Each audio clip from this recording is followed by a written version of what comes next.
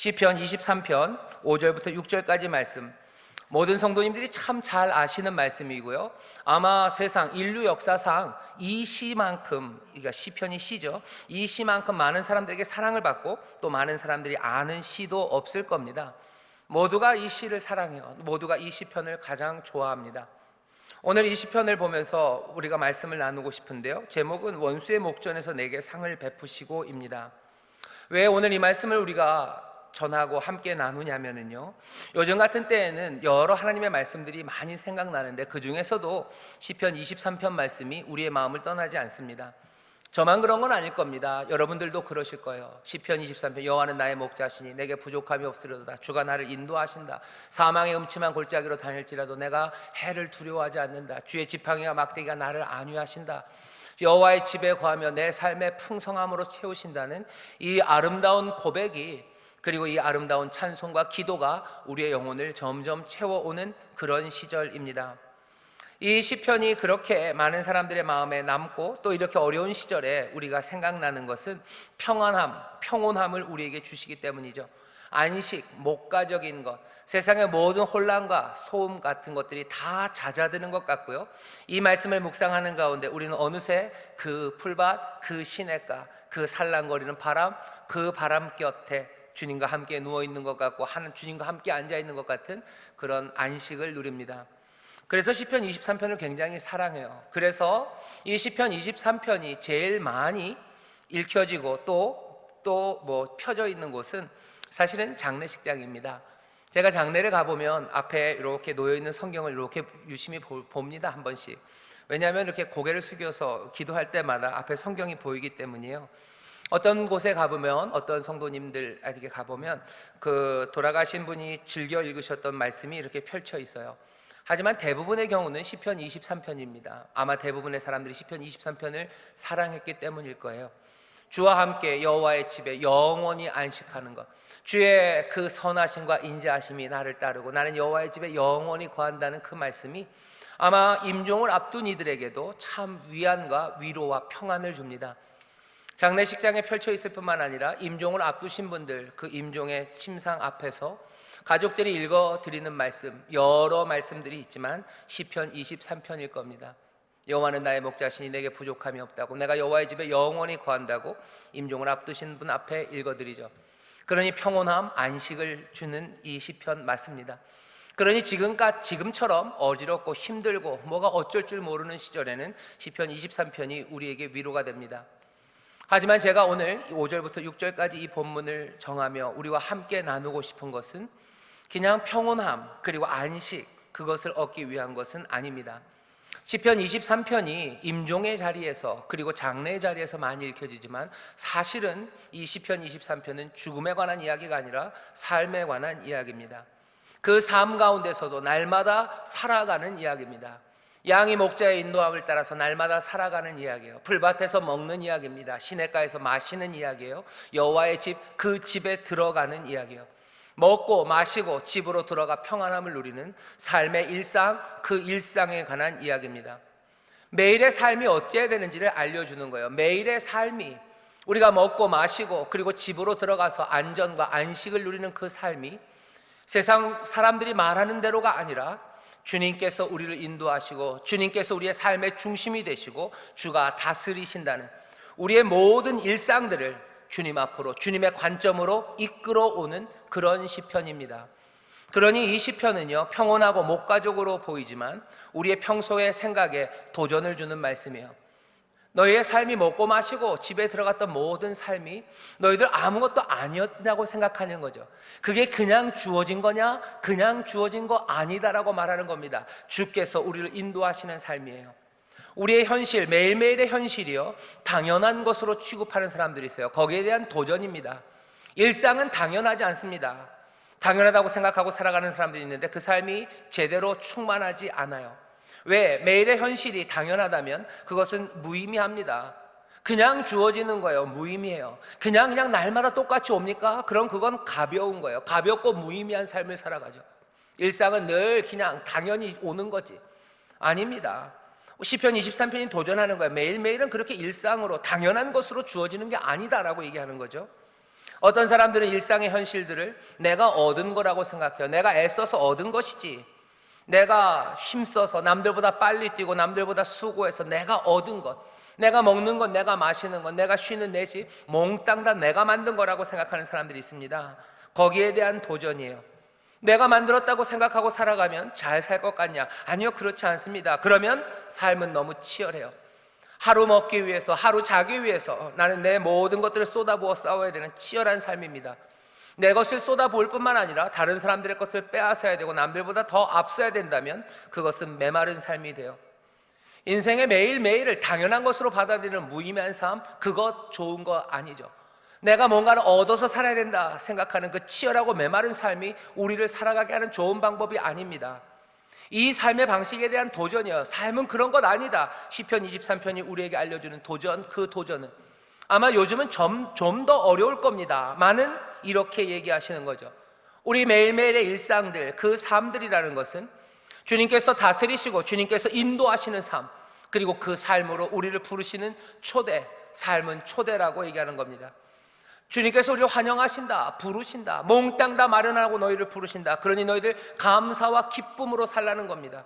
감사와 기쁨으로 사니 이건 무의미한 삶이 아니에요. 그냥 당연하게 온 거 아닙니다. 주님이 마련하시고 우리를 부르신 거예요. 내가 만든 거 아니에요. 주님이 만드시고 나를 초대하시고 환영하시고 나를 부르시는 삶입니다. 그러니 내 삶의 모든 것에 있어서 감사와 기쁨으로 하루하루를, 그리고 내 삶을 대할 수 있습니다. 시편 23편이 고백하며 이 찬송으로 우리를 부르고 우리로 이 찬송을 부르게 하는 것은 그냥 평안함, 목가적, 안식, 그 나른함을 우리에게 주려고 하는 것이 아니라 오히려 세상이 인생과 그리고 매일매일의 일상에 대해서 말하는 그것들에 대한 도전을 얘기하는 거예요. 도전이라고 해서 피 흘리는 도전은 아닙니다. 선물로 도전하는 거예요. 초대로 도전하는 거예요. 하나님이, 주님께서 모든 것들을 마련해 놓으셨다. 너희들 와라. 인생은 주가 마련하신 거, 그것들을 누리는 삶이다. 그러니 기쁨과 감사함으로 살라고.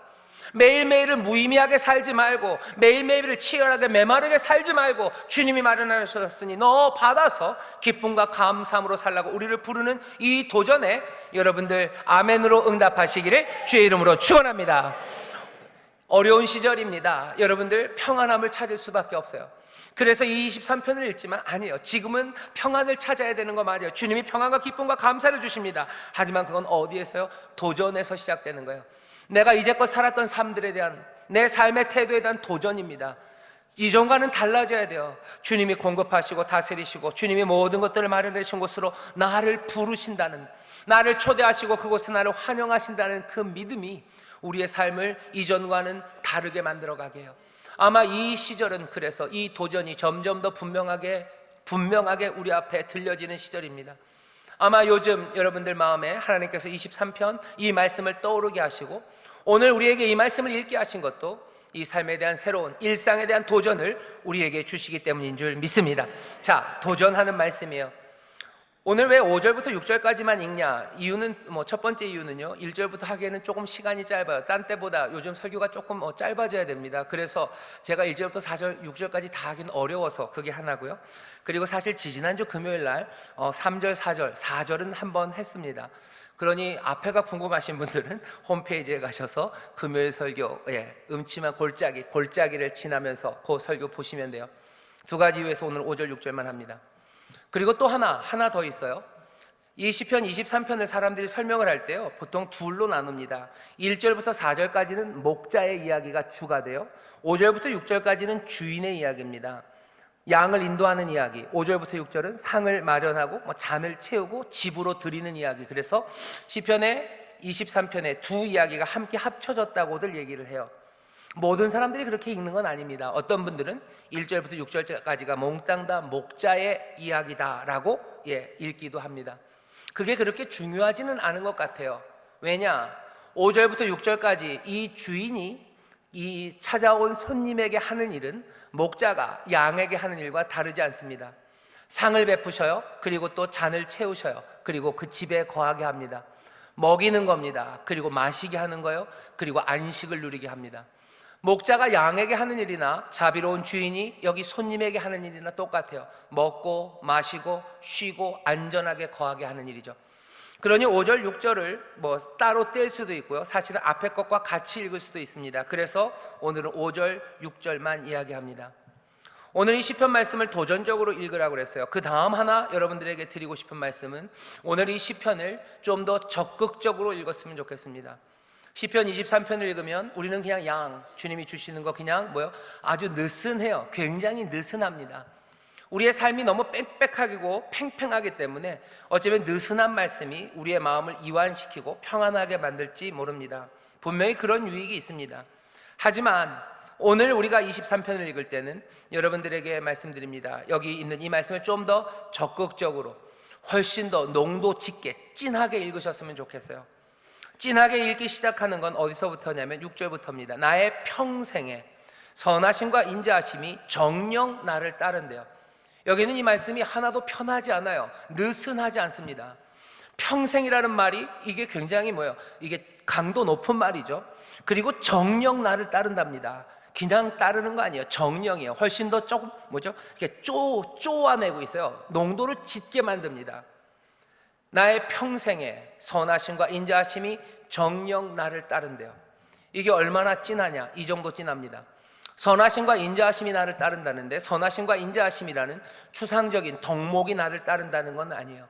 이 선하심과 인자하심은 거의 이름입니다. 여호와 하나님께서 모세에게 자기 이름을 알려주실 때 나 여호와, 나는 여호와로다, 은혜롭고 자비롭고 노하기를 더디하며 할 때 자기의 이름이 그렇게 길어요. 김수한무, 거북이와 두루미, 그 이름처럼 긴 것처럼 하나님의 이름을 자기를 길게 얘기하셨어요. 거기에 나오는 말입니다. 은혜롭고 자비롭고 헤세드예요. 이게 하나님의 이름처럼입니다. 23편 그래서 3절에 보면 자기 이름을 위하여 할 때 그 이름이 여기 나온 아마 선하심과 인자하심일 겁니다. 이게 하나님의 이름이에요. 하나님이 창세기에서 세상을 만드시고 보시기에 좋았더라 할 때 토브라는 말을 하는데요. 여기 있는 이 선하심 토브입니다. 그리고 인자하심 헤세드예요. 토브 그리고 헤세드 하나님의 이름이에요. 선하심과 인자하심이 이름표예요. 그러니 뭡니까? 지금 나를 따르는 것은 선함과 인자하심이라는 추상적인 덕목이 나를 따르는 게 아니라 그 이름표를 다신 주님이 나를 따른다는 거예요. 지금 6절은 다시 읽어야 됩니다. 누가 나를 따라요? 선하심과 인자하심이 아니 선하시고 인자하신 주님이 내 평생에 정녕 나를 따릅니다. 또 강조되는 거 뭐예요? 따른다는 이야기예요. 이건 그냥 어슬렁 우리 뒤를 따라오는 거 아닙니다. 여러분들 그림을 혹시 그렇게 그리셨어요? 선하시고 인자하신 주님이 내가 가면 그 뒤에 줄줄줄줄 따라오셔요. 멀리 떨어지지 않고 뒤에 계셔요. 그러니 그냥 내 마음이 평안합니다. 나쁘지 않아요. 누군가 내 뒤에 있다는 게 얼마나 든든한지 모릅니다. 하지만 6절이 얘기하는 건 그만큼의 안식을 주려는 말씀은 아니에요. 좀 더 적극적으로 진하게 읽으셔야 돼요. 왜? 여기 따른다는 이 동사 자체가 앞에 있는 정령과 평생이 말하는 것보다 훨씬 더 진하게 일어나는 일들을 설명합니다. 따른다는 말은요, 히브리어로 이게 라다프라는 말이에요. 라다프라는 말은 그냥 뒤에 졸졸 따라가는 그런 의미 아닙니다. 이 의미는 추적한다는 거예요. 쫓아간다는 거예요. 찾는다는 거예요. 얼마나? 그냥 뭔가 목적을 가지고 막 끝까지 쫓아가는 추적자의 의미가 있습니다. 하정우가 나왔던 영화 있을 거예요. 거기 추적자 이런 거 나왔던 것 같은데 그렇게 쫓아가는 거예요. 죽일 듯이 쫓아가요. 근데 여기는 죽일 듯이가 아니죠. 선하심과 인자하심이 쫓아갑니다. 여기 있는 이 라다프라는 따른다는 말을 이렇게 조금은 무섭게 그렇게 막 치밀하게 추적하는 것으로 읽을 수밖에 없는 이유는 여기 드러나는 원수라는 이야기 때문에 그래요. 원수는 시편에서 늘 여기 이 시편을 노래하는 사람들, 하나님의 사람을 쫓는 사람이었어요. 시편 7편 5절에 보면 원수가 내 영혼을 쫓아 내 생명을 땅에 짓밟고 이렇게 돼 있어요. 전에는 원수가 나를 추적했습니다. 왜? 내 영혼을 땅에 짓밟으려고 원수가 나를 따라와요. 원수가 나를 어떻게 따라오는지 여러분들 아실 겁니다. 여러분들 그 따라오는 그 따라옴이 이제는 주가 나를 따라오시는 거예요. 선하심과 인자하신 그 주님이 나를 따라오시는데 그 원수가 나를 따라오십니다. 71편 시편 71편 11절에 보면 이런 말씀이 있어요. 하나님이 저를 버리셨은즉 따라잡으라 그런 거예요.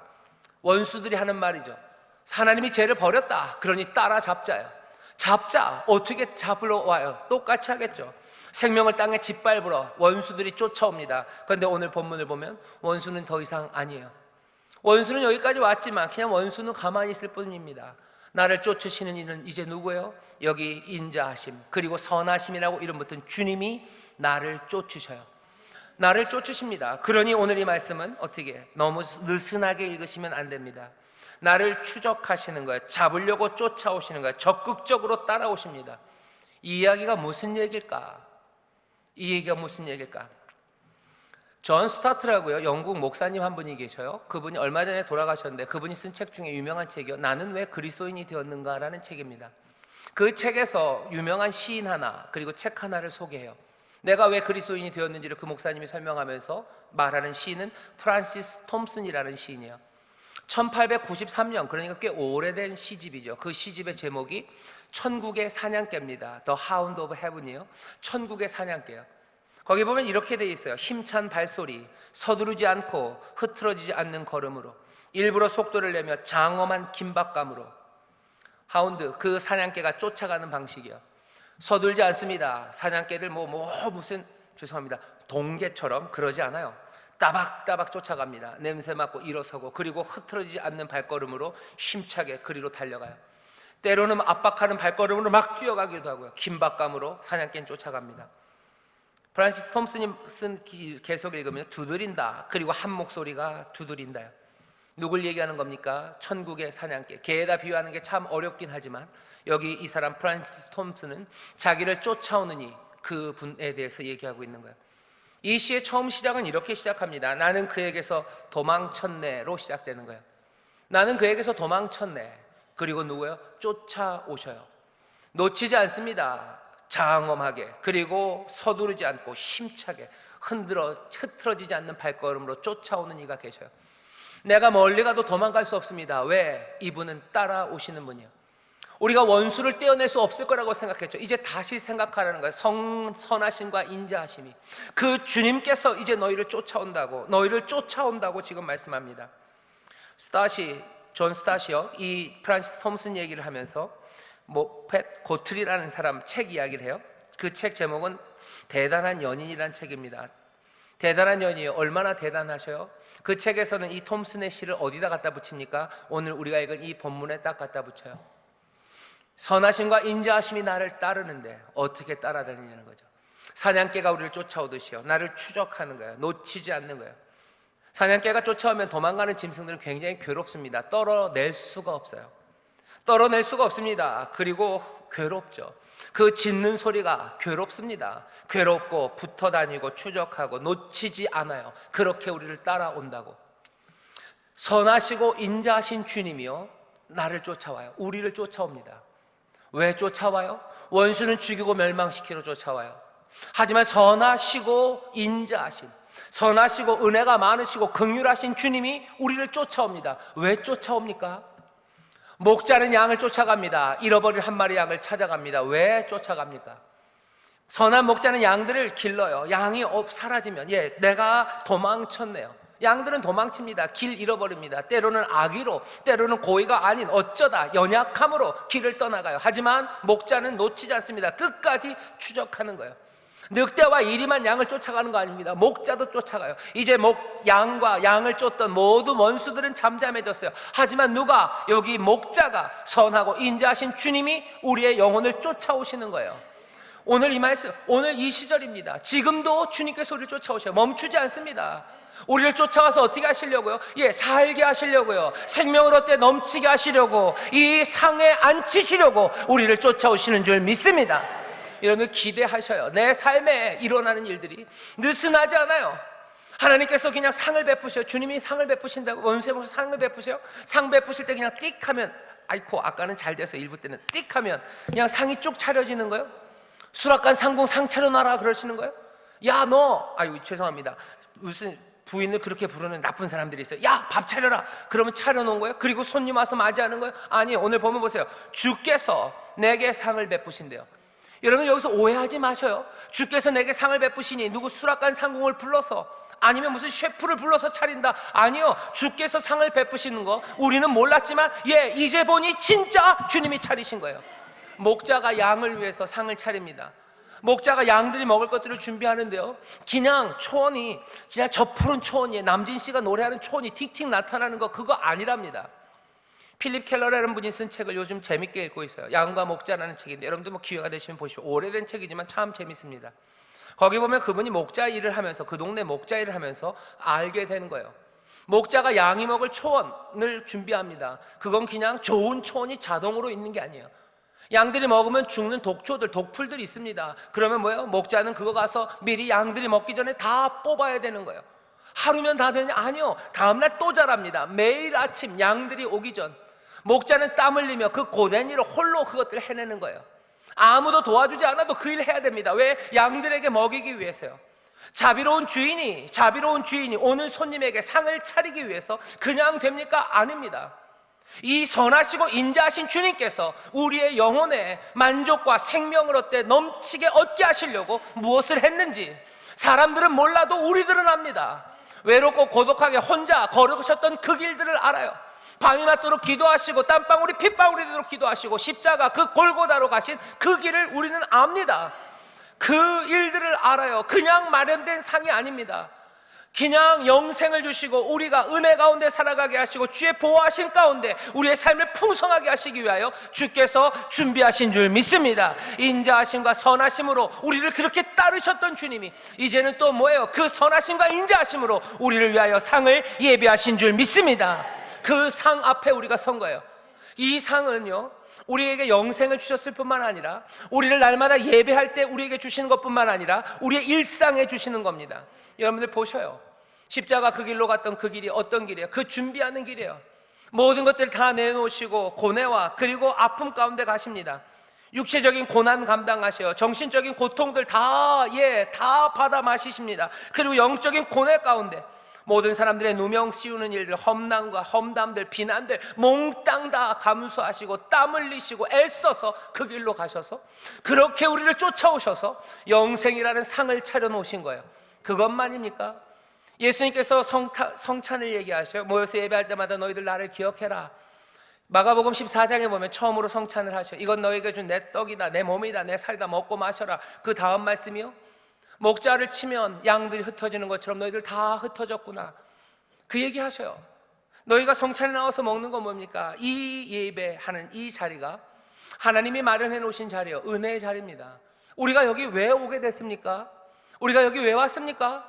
예수 그리스도께서 십자가 그 골고다에서 죽으심으로 피 흘리심으로 우리에게 대속의 은혜를 주시고 성령님 우리를 위하여 또 인도하시고 날마다 우리의 삶을 지키시고 우리 가운데 은혜 주셔서 우리로 하여금 여기 오게 하신 거예요. 여기 와서 이 상 앞에 서게 하신 거, 성 앞에 앉게 하신 거 하나님의 은혜요, 예수 그리스도의 놀라우신 은혜요, 또 성령님의 능력의 역사인 줄 믿습니다. 이건 마련해 놓으신 거예요. 예배 때만 그렇습니까? 아니요. 내 일상의 매일매일의 삶이 그렇습니다. 여러분들 마가복음 6장에 보면 예수님께서 배고픈 사람들을 먹이셔요. 진짜로 먹이십니다. 그때 뭐 하시는 거예요? 하늘을 향해 축사하시고 떼어 사람들에게 나눠주셔서 성찬의 이야기예요. 마가복음 보면 재미있는 게요, 사람들을 푸른 잔디라고 얘기했어요. 일부러 써놔요. 다른 데는 없어요. 마가복음에 그래요. 사람들을 푸른 잔디에 앉히셨어요. 100명씩 50명씩 그룹을 만들었습니다. 무슨 모습이에요? 푸른 잔디 위에 사람들 앉혀요. 그리고 예수님이 먹이십니다. 여전히 자기가 목자임을 얘기하시는 거예요. 사람들의 배고픔을 채우시는 거, 너희들의 일상에 하나님의 은혜가 마련해 놓으신 것이 여기 풍성하다고 우리 가운데 보이십니다.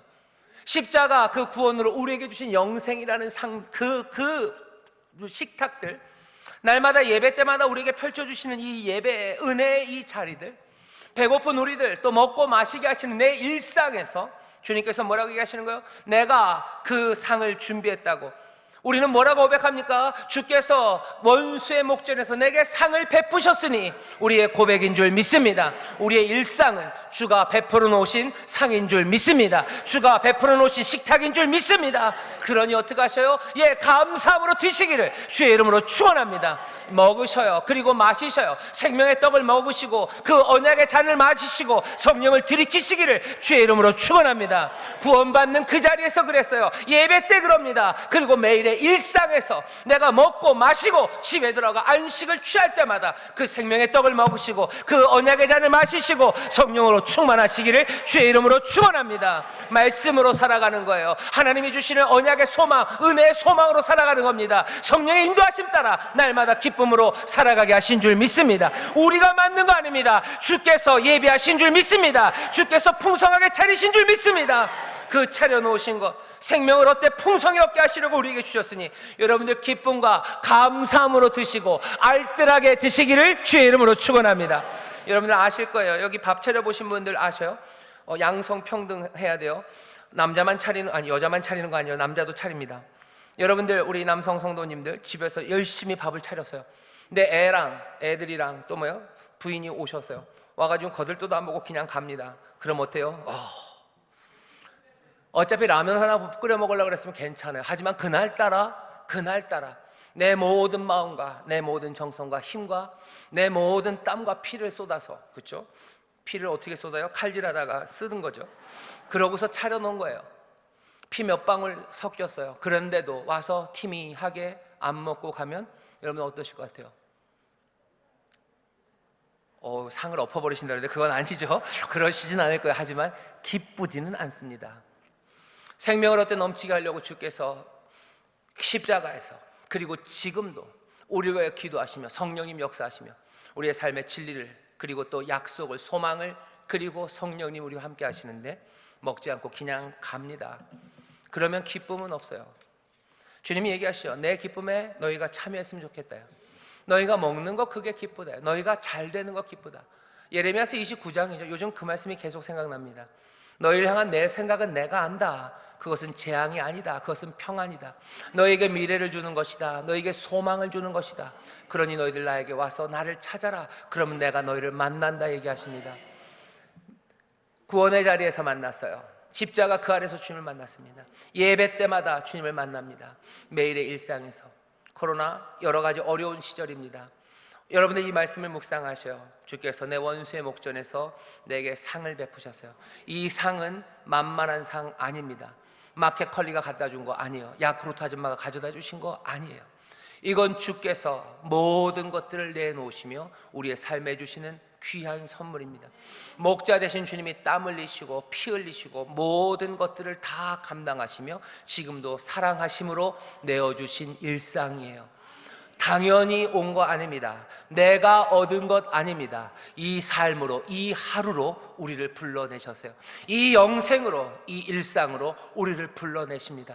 기쁨으로 나오시고 그 떡을 먹이시고 그 잔을 마시시고 그 성령과 함께 동행하시기를 주의 이름으로 축원합니다. 그 말씀 붙잡으시고 그 은혜의 소망 붙잡으시고 성령 따라 걸으시기를 주의 이름으로 축원합니다.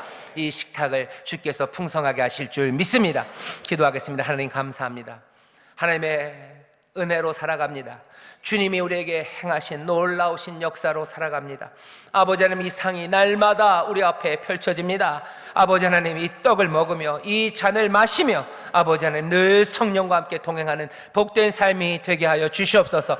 성실하시고 선하시고 인자하신 주님이 나를 따르오니 주께서 나를 쫓아오시오니 주여 내가 주께 잡히기를 원합니다. 주님 나를 붙잡아 주시옵소서. 주와 함께 거하게 하여 주시옵소서. 아버지 거기서 내 삶의 생명이 충만하며 아버지 하나님 하늘의 기쁨을 누리게 될 줄 믿사오니 늘 주께 붙잡혀 살아가는 주의 식탁에 앉아 살아가는 복된 삶들이 되게 하여 주옵소서. 감사드리며 예수님 이름으로 기도하옵나이다. 아멘.